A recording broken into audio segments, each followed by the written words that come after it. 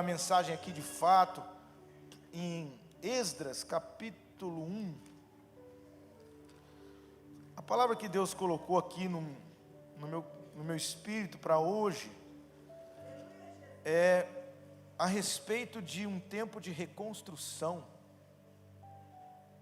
Amém? Que nós estamos vivendo, reconstruindo para multiplicar, reconstruindo para que a gente possa ver de fato aquilo que Deus preparou acerca daquilo que Ele vai fazer para nós. Sempre que Deus vai avivar, não existe avivamento sem antes alinhamento. Primeiro a gente prepara o terreno para depois plantar a semente, para que a multiplicação aconteça. Então a minha cooperação, talvez para isso, hoje vai ser a preparação, vai ser a fundamentação daquilo que Deus vai fazer no meio de vocês.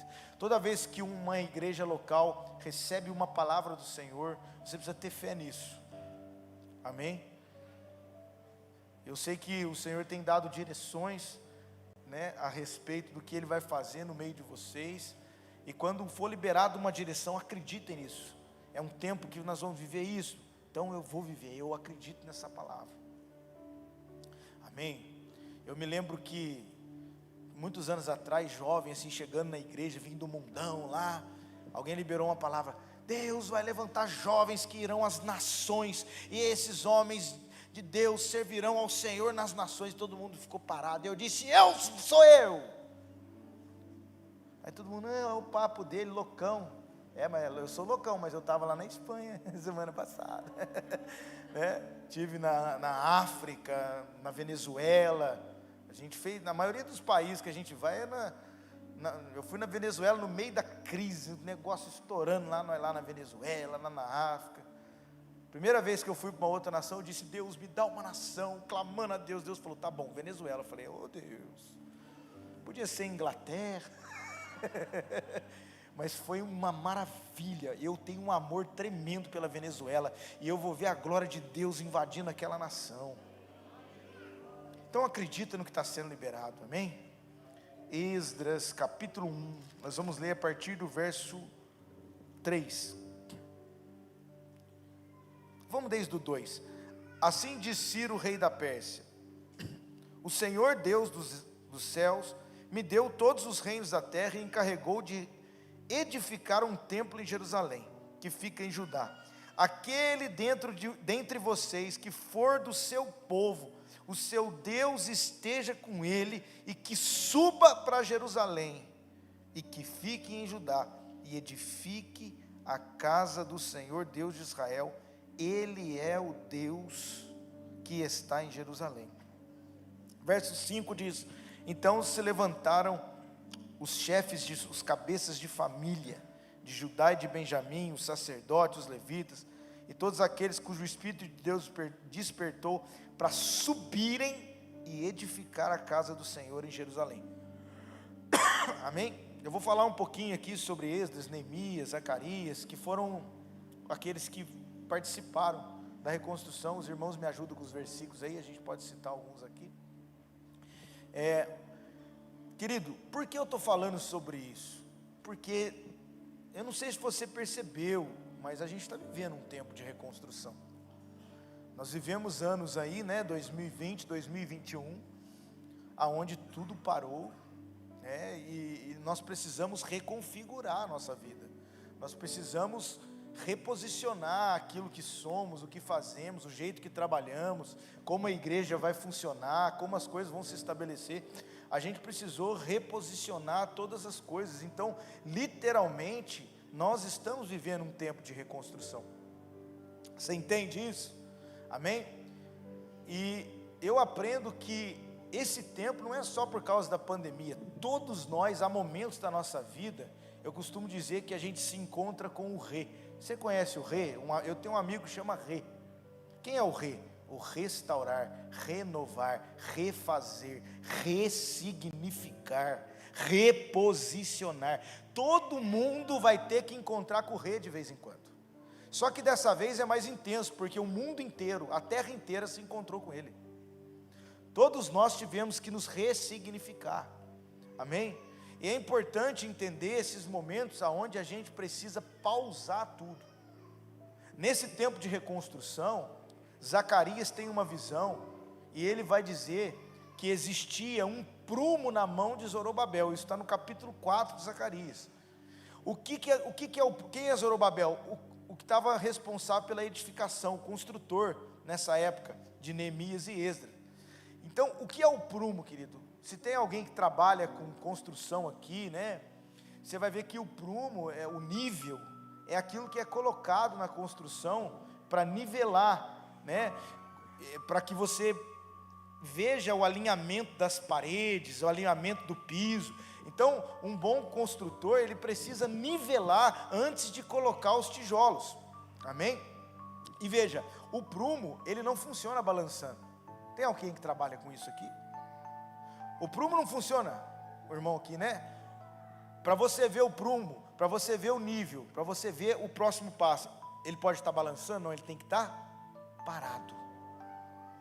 Então, o prumo de Deus fala da pausa necessária para que a gente possa continuar os desígnios de construção que devemos fazer, amém? Então nós precisamos aprender a nos submeter a esse prumo, porque eu começo a pensar que a gente tem uma dificuldade de desacelerar, a gente tem um ativismo, um desespero por fazer tanta coisa, e a pandemia, o pastor Antônio estava falando que muitos pastores ligaram para ele, assim, desesperados, né? Porque a gente realmente estava vivendo uma máquina de ativismo tão grande, que quando tudo teve que parar, muitas pessoas entraram em crises emocionais, psicológicas tremendas, porque nós temos uma dificuldade de desacelerar, uma dificuldade de pausar, mas querendo nós ou não, nós tivemos que parar.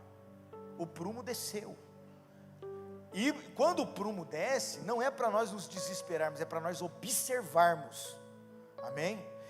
Eu sei que foi um período muito difícil, nós perdemos amigos, mexeu com a nossa estrutura de vida. Eu vou dizer para você que foi um dos períodos mais difíceis da nossa vida, mas também foi um dos períodos onde mais a gente pôde realmente observar o que Deus queria de nós. Eu olhei muito nesse tempo para tudo que eu estava vivendo, e eu descobri que tinha muita coisa que eu estava fazendo que era excesso, sabe, não era ilícito, nem sempre é coisas ilícitas que você tem que renunciar, essas você já sabe que você tem que renunciar. O problema é quando a gente não consegue renunciar a coisas lícitas, mas que nos distraem do propósito de Deus. Então nós precisamos entender que o tempo do prumo na construção é o tempo de observar, é o tempo de atenção, amém? É como se Deus cortasse o som ambiente e nos desse a oportunidade de ouvir Ele no fone de ouvido. Quem aqui compreende? Eu vivi isso com o Senhor. Parou o trabalho, parou a igreja, parou as escolas, parou as faculdades. O que sobrou? Deus e a família. É Deus dizendo: eu vou recomeçar no que é essencial, eu vou começar de novo naquilo que é primordial, o relacionamento com o Senhor e o relacionamento com a sua casa. Então uma das coisas que a gente precisou observar e que a gente vai precisar continuar observando nesse propósito de reconstrução é a maneira que a gente constrói em família. Isso a gente já falou bastante ontem aqui, né? Você vê que aqui Deus chama famílias para construir. As famílias, os chefes de família. E Neemias 4,13, se você quiser colocar aí, Neemias, ele vai trabalhar nessa reconstrução, e olha como que ele ordena o povo no período de reconstrução. Diz que ele colocou o povo por família. Olha lá, eu acho que é isso mesmo, deixa eu ver. Não é isso, deixa eu achar aqui rapidinho. Neemias, no meu 4,13. Isso, porque está diferente ali. Não, está ali, está certo, desculpe. Pelo que pus os guardas nos lugares baixos, é que a minha versão, ela põe tudo, mas muda só a ordem ali. Pus os guardas nos lugares baixos, por detrás do muro e nos altos, e pus o povo pelas suas famílias, com as suas espadas e suas lanças e com os seus arcos. Olha o 14. E eu olhei, levantei e disse aos nobres, aos magistrados e resto do povo: não os temais, lembrai-vos do Senhor, grande e terrível, e pelejai-vos por vossos irmãos, vossos filhos, vossas mulheres e vossas casas. Nós vamos construir em família.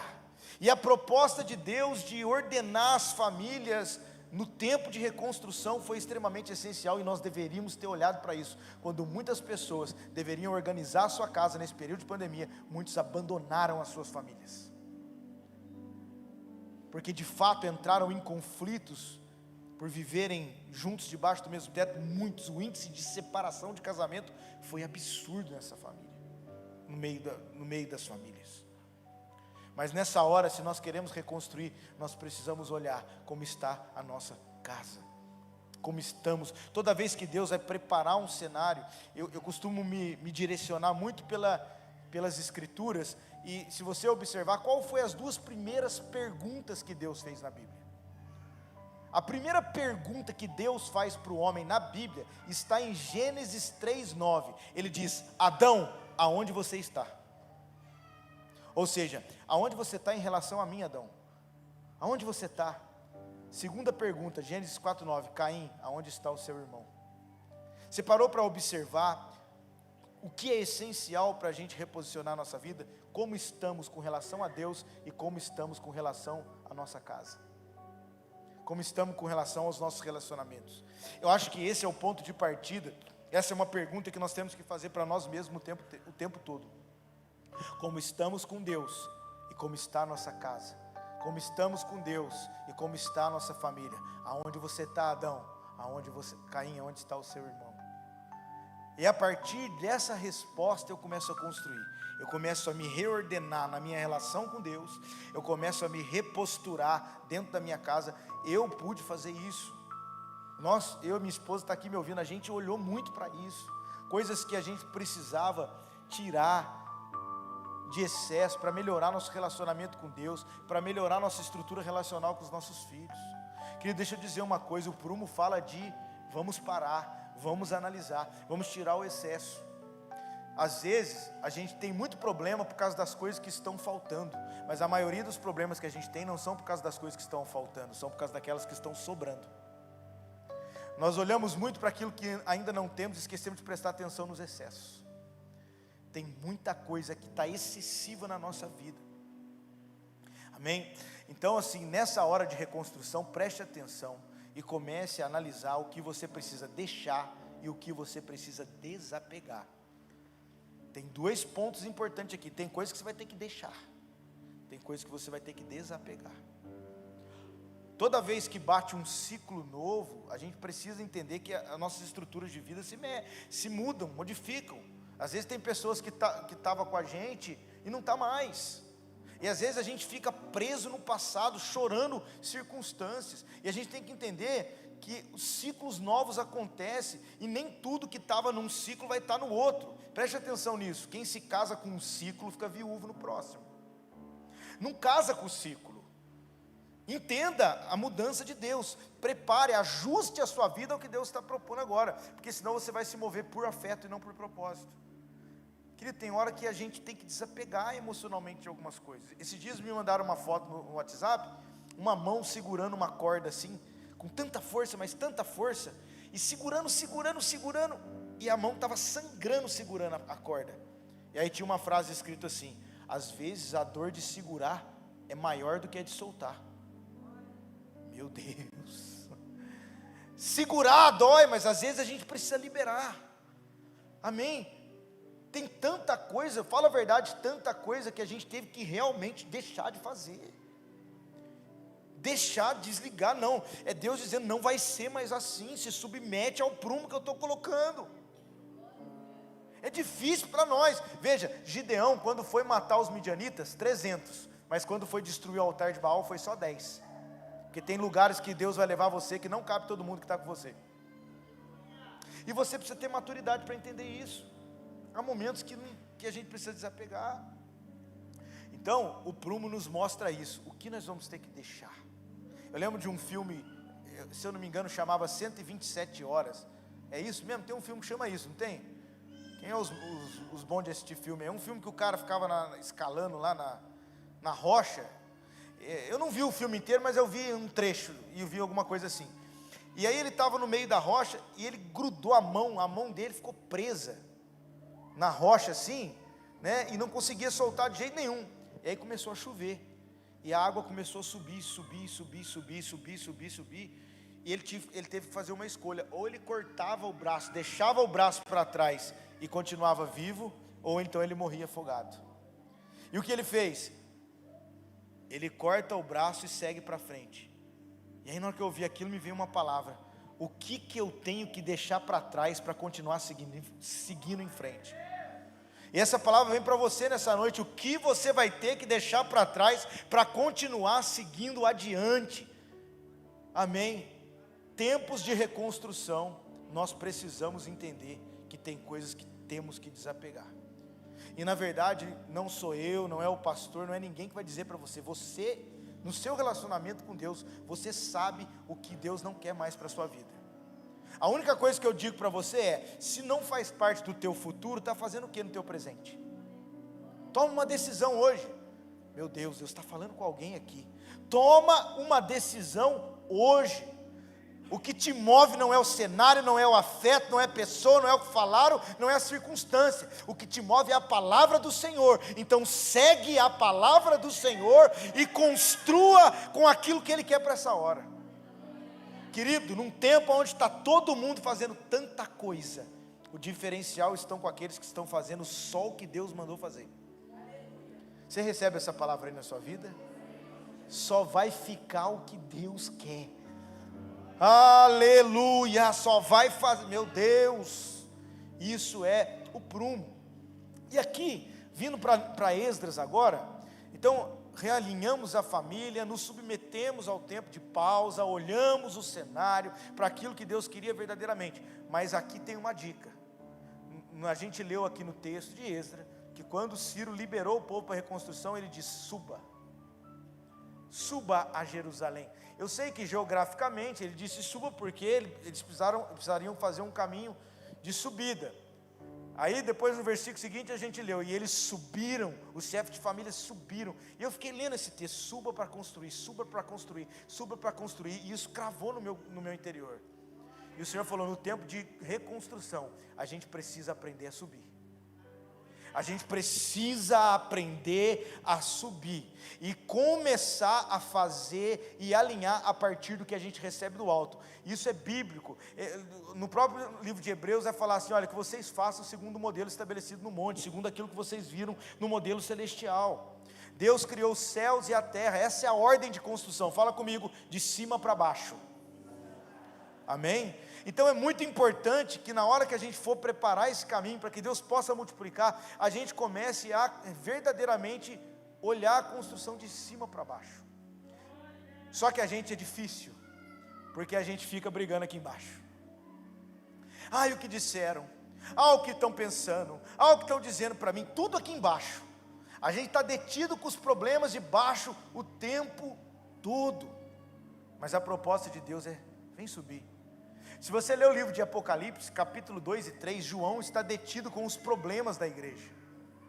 Olha os problemas da igreja de Éfeso, os problemas da igreja de Tiatira, os problemas da igreja de Esmirna, os problemas daqui, os problemas dali. Quando a gente olha para essa proposta de Apocalipse, a gente fica muitas das vezes pensando naquilo que a gente vive. Por muitas vezes na nossa vida, a gente fica detido com os problemas de baixo. João estava assim, detido com os problemas de baixo. Mas sabe o que diz no capítulo 4? Foi quando a voz do Senhor disse: João, sobe. Vai pegando isso aí dentro de você. João, sobe. Mas espera aí, a igreja com problema, os problemas aqui. João, sobe, porque eu vou te mostrar o que vai acontecer depois dessas coisas. Essa é a proposta da reconstrução. Junta o povo, junta as famílias, ordena a sua vida e suba. Aleluia. Às vezes você diz: Deus, desce aqui para me ajudar, e Deus fala: não, sobe aqui você. Aleluia. Jesus abençoa aqui os meus caminhos. Não, não, não, anda no meu que já é abençoado. A proposta não é Deus descer para resolver, a proposta é você subir para absorver o que Ele verdadeiramente quer. Eu tenho certeza que você já disse isso, eu quero reconfigurar isso na sua vida. Quem aqui já disse? É só Jesus na causa. Disse ou não disse? Eu mesmo já disse um monte de vezes, é só Jesus na causa. Até eu aprender que não é Jesus na causa, é Jesus em mim e eu na causa. Não é Jesus na causa, é Jesus em você, e você na causa. Não é Ele descendo para resolver, é você subindo para entender o que Ele quer que você faça. João, sobe, porque eu vou te mostrar as coisas que vão acontecer depois dessa. Então, para mim, me submeter ao tempo da pausa, para mim, ordenar a minha casa e subir na intimidade, é indispensável para viver o que Deus quer que a gente viva nos próximos dias. É tempo de orar mais, é tempo de jejuar mais, é tempo de congregar mais. Pega todas as propostas que a igreja está oferecendo e vai, porque está na hora de subir. Não é tempo de distrair, é tempo de mergulhar na intimidade com o Senhor. Subir fala de intimidade, é brigar no alto, querido. Às vezes a gente ia ficar apanhando da vida porque a gente não aprende a subir. Você já viu uma tourada? Quem já viu na televisão aquele negócio do touro? Como é que funciona? O toureiro põe um pano vermelho, é ou não é? E aí ele balança o pano vermelho e o touro vem, igual um louco. E o touro vem em cima da onde? Em cima do pano. E quando ele vem, o toureiro faz o quê? Olé! Aí ele põe o pano do outro lado e o touro vem e o toureiro faz o quê? Ajuda eu, vai. Olé! E ele põe o pano e vê. Oh. Se o touro soubesse que a luta dele não é contra o pano, mas contra o que está por trás do pano. Alguém aqui já entendeu o que eu estou querendo dizer? A nossa luta não é contra a carne e o sangue, mas é contra principados e potestades. Na onde? Nas regiões celestiais. E às vezes a gente fica tomando olé do diabo. Ele põe um paninho, o problema familiar, a perseguição no emprego, olha só. Aí ele fica lá, e você vai, ele, olé, olé, querida, sua luta não é com pano, sua luta não é com pessoas, sua luta não é com problema, a sua luta é no alto, então suba para edificar. Amém. Salmo 121, eleva os meus olhos para o monte, de onde virá o meu socorro vem do Senhor, que criou os céus e criou a terra. Preste atenção no que eu vou te dizer, a derrota vem de olhar para trás, o desânimo vem de olhar para baixo, a distração vem de olhar para o lado, mas a cura vem de olhar para o alto, vem de olhar para Cristo, vem de subir, vem de rasgar naquilo que Deus está propondo, entrar no céu, nas regiões celestiais. Nós temos um acesso que não utilizamos. Efésios 2,6, vós já estáis assentados nas regiões celestiais. A gente tem um acesso tão fantástico, que a gente se perturba tanto com as coisas terrenas, e deixamos de acessar aquilo que de fato é a solução de todas as coisas. E aí a Bíblia diz, eu não ando por vista, eu vivo pela fé. Quando eu subo, não é o cenário que me define, eu não sou definido pelo que está acontecendo. Por isso que Jesus diz, eu não posso pôr vinho novo em odres velhos, porque o odre velho, ele é tão duro, que ele não suporta o novo que está vindo e estoura. Agora o odre novo, ele é flexível. A maior característica do odre novo é a flexibilidade, ele é amoldável. E aí o que acontece? Quando o vinho novo desce, o vinho define a forma que o odre vai ficar. Eu quero liberar essa palavra na sua vida, o que vai te definir nos próximos dias. Não é as coisas que estão dizendo sobre você, não é pandemia, não é crise econômica, não são situações que acontecem no exterior. O que vai te definir é o vinho novo que Deus vai mandar. Se você for flexível, quando o vinho descer, você vai se amoldar ao que Deus está querendo. Aleluia! Suba para isso. Suba, que senão você vai ficar enrijecido, você vai ficar duro. Agora se você subir, você vai ouvir o que Deus quer, e não vai se deter com os problemas. Abacuque, nos 2 primeiros capítulos, se você ler as profecias de Abacuque, ele está meio contendendo assim com Deus, sabe, os problemas de Jerusalém, de Judá, as coisas, e ele está ali, igual a gente fica, oh Deus, oh vida, oh céus, e a gente fica, mas de repente ele diz assim, Foi então que eu ouvi a voz do Senhor. Que nível é esse, André? Que a gente deixa de se mover pelo que está vendo e começa a se mover pelo que ouvimos. Meu Deus. E quando essa chave vira nele, pastor Antônio, quando ele deixa de se mover pelo que está vendo e ouve a palavra, sabe o que ele diz? Quer saber? Ainda que a figueira não floresça, ainda que a videira não dê o fruto, ainda que não haja alimento no campo, trazendo para nós hoje, ainda que venha uma pandemia, ainda que venha uma crise, ainda que estão fazendo coisas, todavia eu me alegrarei no Senhor, porque eu não sou definido pelo cenário, eu sou definido pela palavra. Há uma grande diferença entre o termômetro e o termostato. Eu quero perguntar a você, quem é você hoje? Eu vi isso, eu achei fantástico. O termômetro, a temperatura dele é definida por onde ele está, pelo ambiente. Se você põe o termômetro aqui, se o seu corpo está 38, o termômetro fica 38, porque o ambiente externo define a temperatura que ele fica, mas o termostato é o contrário. Quando você põe o termostato, ele define a temperatura que o ambiente vai ficar. Eu quero dizer para você, o ambiente te define ou a sua fé define o ambiente? Você é um termômetro ou você é um termostato? Você é definido por tudo que está acontecendo à volta, a sua vida é tão convicta em Deus, que você começa a influenciar o ambiente aonde você está. Querido, deixa eu te dar uma dica. A lepra de Naamã não pegou na garotinha, mas a fé da garotinha pegou em Naamã.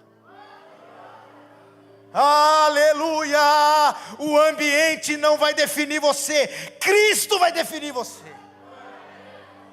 Pastor, o que eu preciso para isso? Suba para edificar. Você não vai encontrar nada nas brigas aqui embaixo, você não vai encontrar nada nas contendas, você vai encontrar na intimidade. Para mim esses são os passos da reconstrução: alinhar a família, se submeter ao prumo e mergulhar numa vida de intimidade. Esdras 2:63, coloca aí, para a gente seguir para a próxima etapa aqui. Tudo isso são dicas, querido. Se Deus está reconstruindo, a gente precisa olhar como é que Ele faz na Bíblia. Como é que eram as reconstruções na Bíblia? Precisa olhar, Esdras, Neemias mostra muito isso para nós. Olha aí, ó, Esdras 2:63. E o Tirsata, o governador, lhes disse que não comessem das coisas sagradas até que houvesse um sacerdote com Urim e Tumim. Preste atenção que eu vou explicar isso. Antes de começar a reconstrução do templo, antes deles comerem, antes de organizar aquela estrutura, o governador ele disse: ninguém vai comer sem aparecer um sacerdote com Urim e Tumim. O que era isso? Urim e Tumim eram duas pedras que ficavam na frente, no peitoral do sacerdote. Sabe onde ficava essa pedra? Na frente do coração aqui assim, ó. Urim e Tumim. E o que significa Urim e Tumim? Luz e verdade. Eu vou fazer aqui uma tipologia nesse texto, que lendo isso e ouvindo, eu achei isso sim fantástico. Se você analisar bem, a Bíblia diz que o coração é o quê? O coração do homem é enganoso. O coração fala de se movimentar pelo sentimento, a gente é enganado pelas emoções. Mas o Urim e Tumim é a luz e a verdade que fica onde? Na frente do coração. E o governador está dizendo: não, nós não vamos começar sem que tenha pessoas, sem que tenha um homem, um sacerdote. Vamos trazer para o sacerdócio universal de Cristo agora. É Deus dizendo: nós vamos reconstruir, mas primeiro, para que isso aconteça de fato, nós precisamos de homens e mulheres que tenham a luz e a verdade na frente dos sentimentos, que tenham a luz e a verdade na frente do coração, que tenham a palavra na frente das emoções. Meu Deus, isso é maravilhoso. Pastor, como é que nós vamos viver nesse tempo? Como é que a gente vai reconstruir nos padrões de Deus? Como é que a gente vai viver diante desse cenário? Nós vamos viver com a palavra na frente dos nossos sentimentos. Nós vamos viver com a ordem de Deus na frente das nossas feridas, das nossas mágoas, dos nossos ressentimentos. Urim e Tumim na frente do coração. Aleluia. Se eu fosse eu dava um glória a Deus aí. Não, eu não... Aí você deixa de ser o que os outros querem que você seja, desiste de ser o que você pensa que é, e começa a se tornar o que Deus quer que você seja. A gente precisa parar de se movimentar pelas feridas, querido. Eu aprendi uma coisa: ou você é o que contamina, ou você é o contaminado, ou você é a cura. Eu decidi ser cura. Tem alguém comigo aí que decidiu ser cura? Então pega essa palavra, você tem a luz e a verdade estampada na frente do seu coração. Porque a gente tem um ditado antigo, né? Eu vou fazer o que o meu coração está mandando. Quem aqui já viu isso? Vai nessa, vai fazer o que o seu coração está mandando. Jeremias 17:9, o coração é enganoso. Então vou te dar um conselho: não siga seu coração, guie o seu coração. Pastor, para onde? Para a luz e para a verdade. Mas pastor, é o meu temperamento. Amarra teu temperamento na cruz. Aleluia. Ou você controla os seus impulsos, ou os seus impulsos controlarão você. Por isso que quando um homem de Deus é tomado pelo Espírito Santo, a luz e a verdade começam a domar o temperamento. Todo temperamento tem seu pró e contra, mas quando ele é guiado pelo Espírito Santo, é diferente. Isso para mim é você ser guiado pela palavra, amém? Você ser guiado pelas Escrituras. Está vendo quanta coisa a gente encontra nas Escrituras quando a gente está buscando um período de reconstruir? A gente precisa colocar a palavra na frente do sentimento. E aí no capítulo 3, pode colocar aí, capítulo 3, verso 1. Diz assim: chegando pois o 7º mês, estando os filhos de Israel já nas cidades, se ajuntou o povo como um só homem em Jerusalém. E isso aqui é importantíssimo. Fala comigo, o povo se ajuntou como se fosse um só. Sabe o que é isso? É indispensável no tempo de reconstrução alinhar comunhão. É indispensável num tempo como esse a gente estar junto, estar unido, a igreja se fortalecer em comunhão. E onde a gente tem ido, a gente tem falado sobre isso. Eu quero deixar essa semente nessa comunidade, nessa igreja, nessa casa, um tempo de unidade como nunca. Se vocês se unirem, se vocês se submeterem à coletividade, vocês vão ver o tamanho do poder que Deus vai operar em meio à união.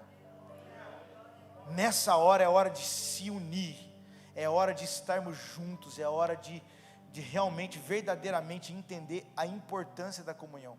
Eu gosto muito do Salmo, que diz: ó quão bom e quão agradável que os irmãos vivam em união. Olha, para mim a maior explicação de unidade, de comunhão é ali, né?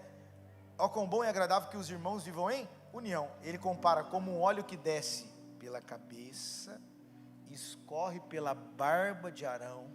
E se você olhar o contexto, quando o óleo descia no sacerdote, ele escorria por todo o corpo. Amém? Aí eu fiquei pensando, um óleo que desce no cabeça, escorre para o corpo.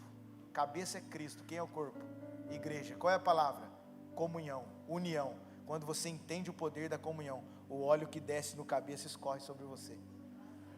Meu Deus, viver o poder da comunhão é desfrutar verdadeiramente do óleo que desce sobre o corpo, porque Cristo é assim, Ele trabalha num corpo, nós somos o que? O corpo de Cristo, são muitos membros em um só corpo, amém? Então essa comunhão, ela é indispensável na hora da reconstrução, que essa igreja viva um tempo tão maravilhoso de comunhão, que esse projeto nas casas seja tão abençoado, que vocês vivam sinais no meio da comunhão, pastor Gessé, que pessoas sejam curadas, que enfermos sejam curados em meio à oração, que a palavra ensinada na mesa das casas venha ser fonte de vida para vocês, que a família se una mais, que a mesa da sua casa seja um presente para Deus, aleluia.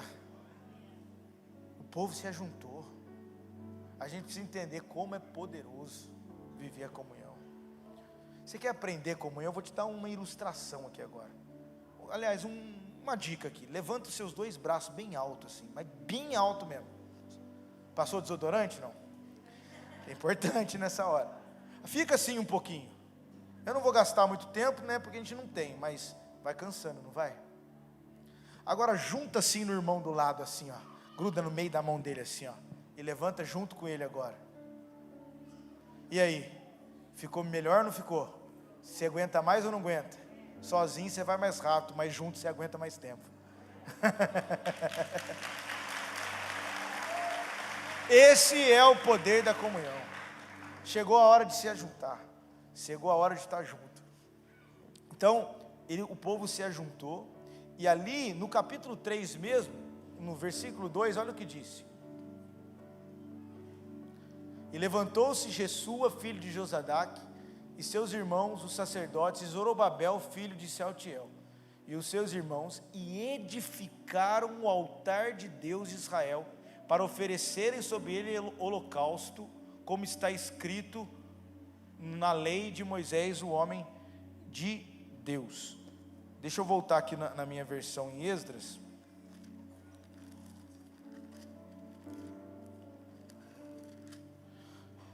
Aqui ainda no capítulo 3,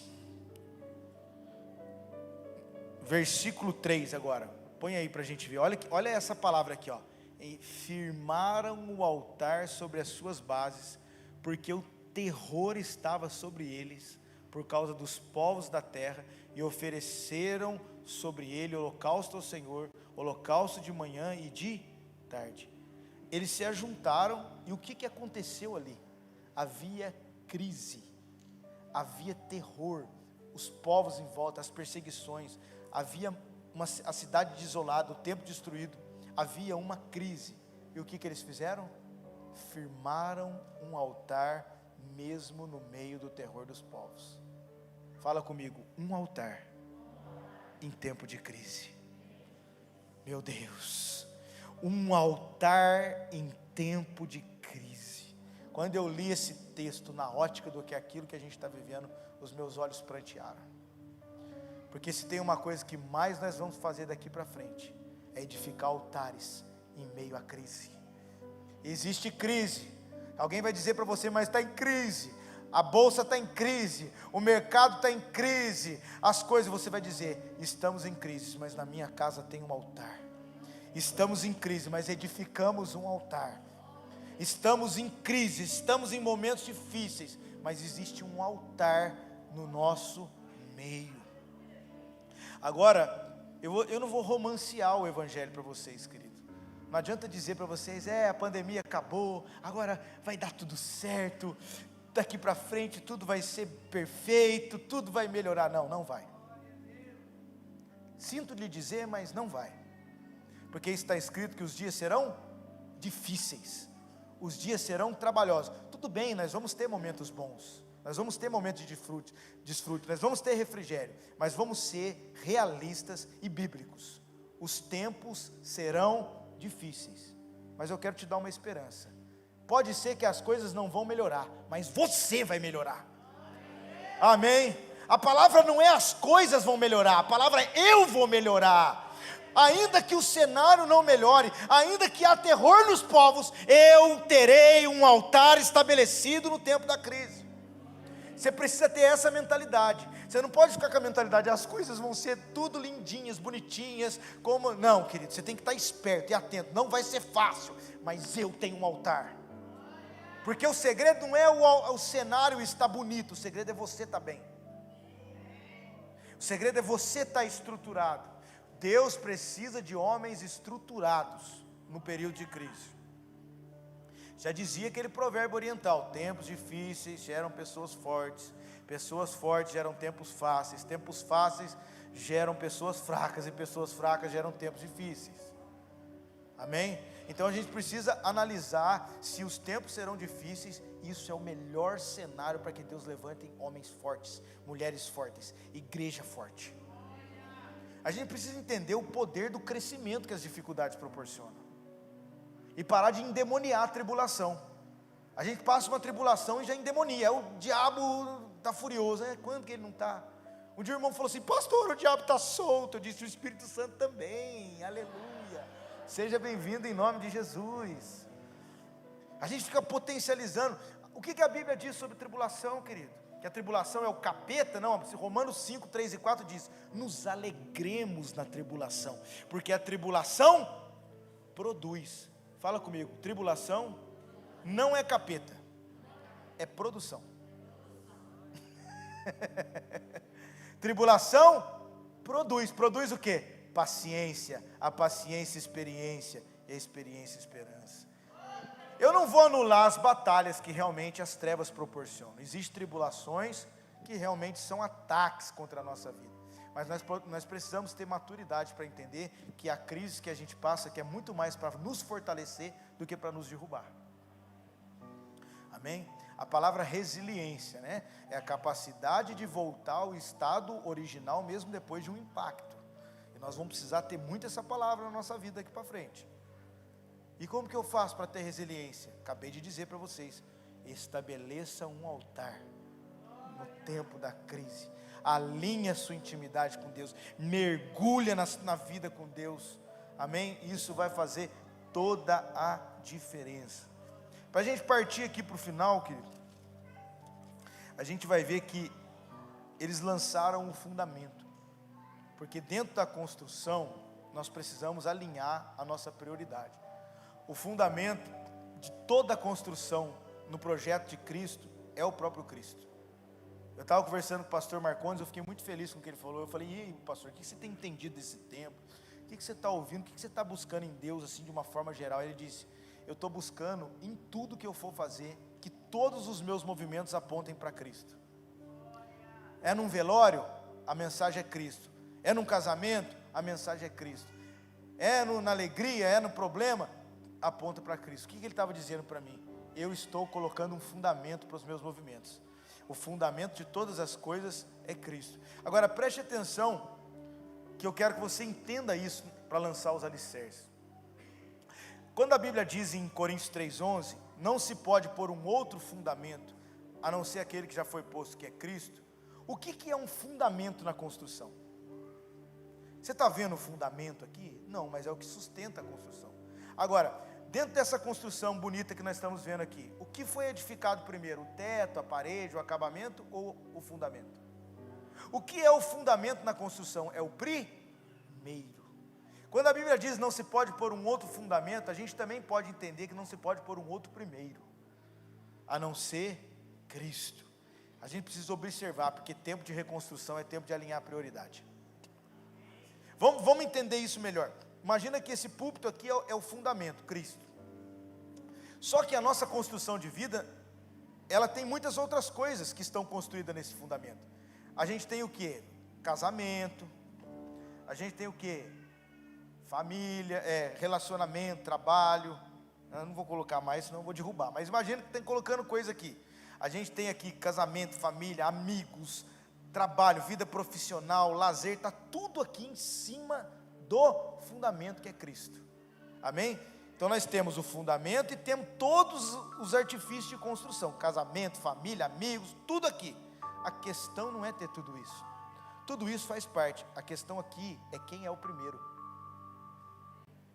A questão aqui não é ter tudo isso, não é gastar tempo, não é gastar esforço e energia com tudo isso. Todos nós temos que investir em tudo isso que eu falei aqui. Mas a questão é quem é o primeiro. Porque você não pode pôr um outro primeiro, a não ser Jesus Cristo. Você quer entender isso melhor? Eu vou falar para você um pleonasmo, mas você vai entender. A coisa principal é fazer da coisa principal a coisa principal. Aleluia! O que é isso? Mateus 6,33, buscai em primeiro lugar o reino do céu e a sua justiça, e estas demais coisas serão acrescentadas. Eles lançaram o alicerce. Não tem como falar de construção sem alinhar a centralidade de Cristo na minha vida. Amém?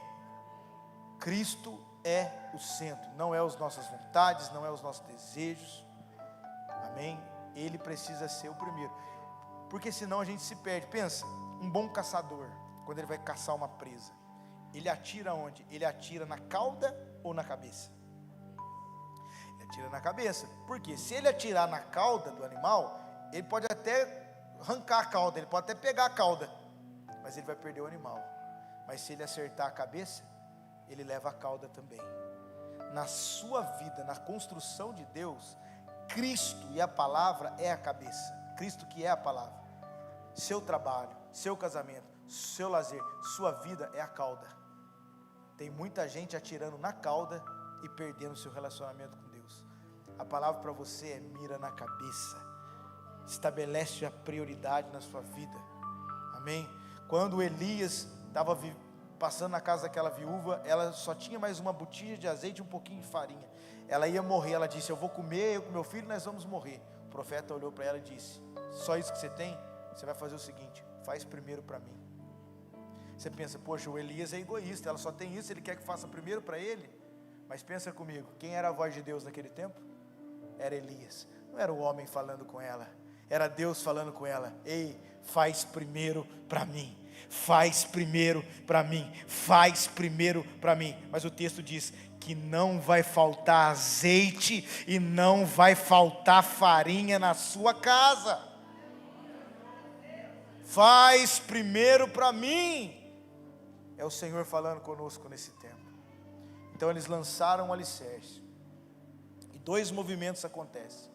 Os antigos, que tinham visto o primeiro templo, começaram a chorar. Porque acharam que não ia ser como antes.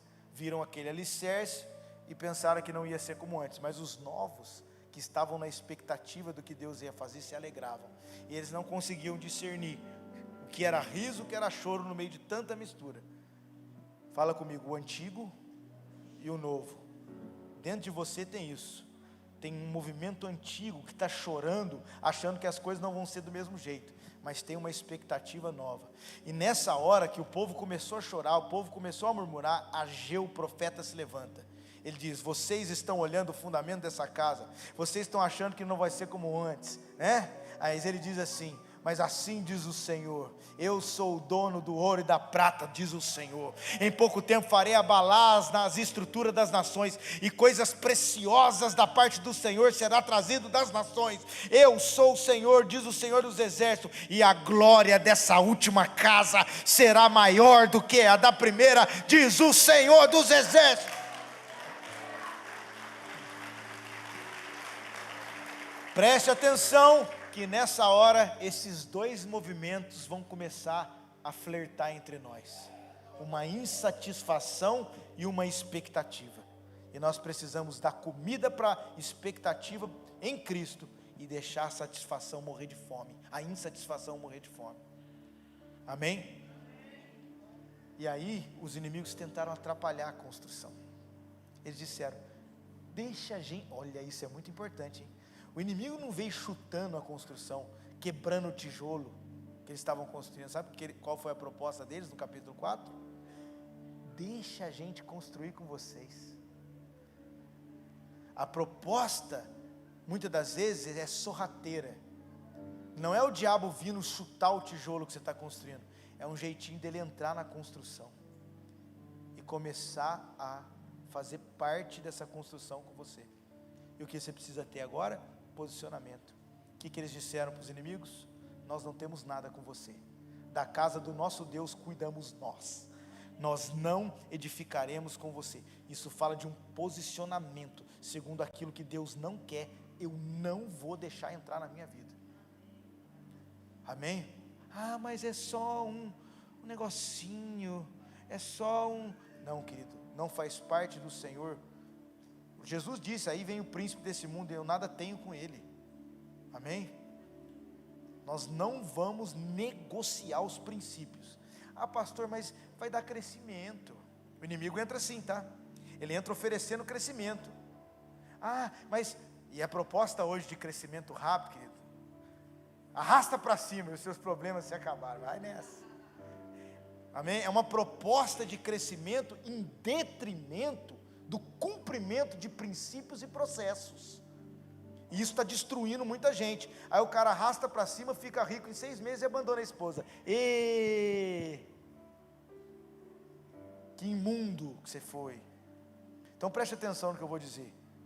Toda proposta de crescimento, toda proposta que te oferece crescimento, quebrando princípios, é como aquele que te leva até as nuvens, mas não te oferece paraquedas.